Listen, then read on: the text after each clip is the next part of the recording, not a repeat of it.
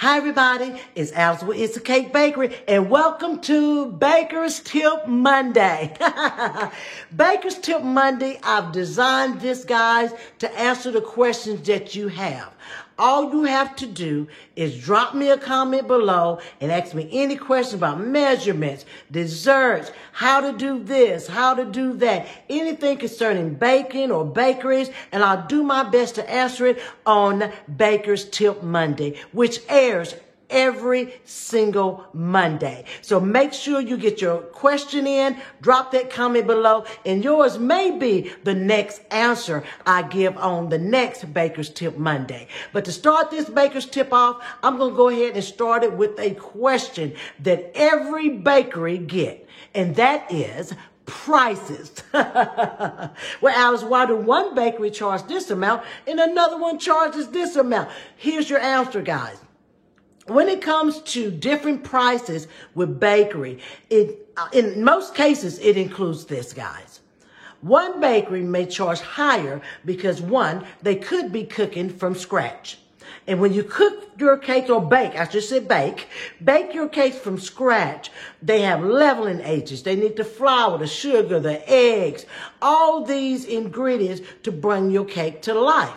And also, they could have a higher overhead. Maybe the lease is higher than another one. Maybe they have more employees. So it combines a lot of things, as well as the time it takes to prepare those cakes for you to come up with their price. Now, another bakery could be charging less. Maybe everything about them is less than the other one. Maybe it's less employees, less overhead. But also, in most cases, that bakery could possibly be cooking their cakes from store-bought products like store-bought cake mixes, okay? So when you come to store-bought cake mixes, it costs a whole lot less than a bakery that cooks from scratch. So there's your answer to that, guys. All right, we're going to the next question.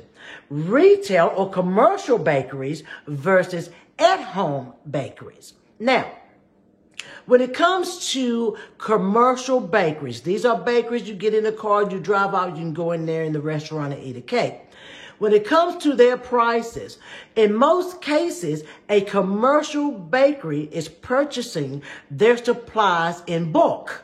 And what that means is they're getting a lot more as wholesale prices versus an at-home bakery or at-home baker is actually purchasing their supplies the same way you do. They may go to Costco, Harris Teeter, or what have you, and they're buying their supplies at retail because they don't have a wholesale license yet. So in some cases, a at-home baker may charge more than a commercial baker because it costs them more to purchase the supplies. So I hope that answered your question to that one, guys. And last but not least, and this is just an example, guys, an at-home baker versus another at-home baker. Now, this is just an example. I want to say this again. You got one at-home baker that charges, let's say, $15 for cupcakes. Let's use cupcakes for an example.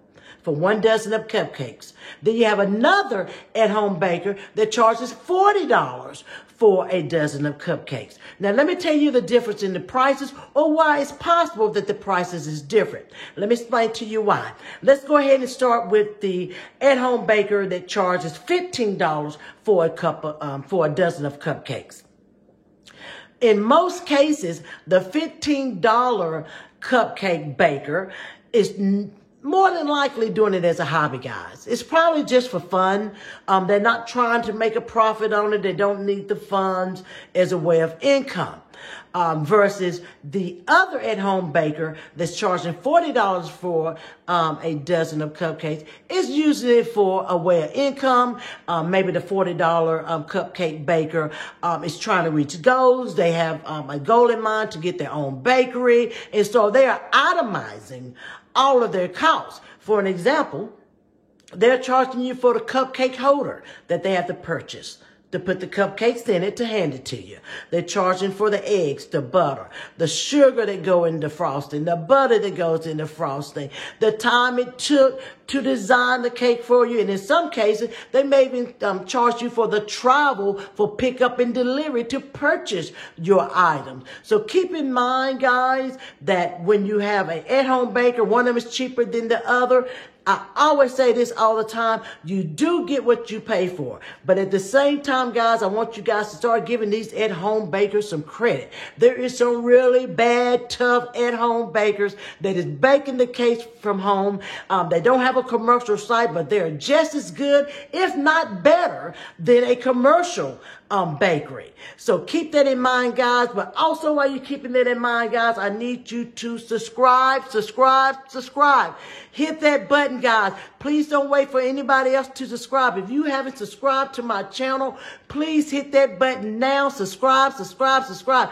Your subscription will make a difference in me making my goal. So, guys, most importantly, drop that comment now, guys. Ask me any question concerning baking and bakery, questions that you would like to have a true answer to, and I'll do my best to answer it on the next Baker's Tip Monday. Thanks for joining me, guys. See you back Monday. Drop those questions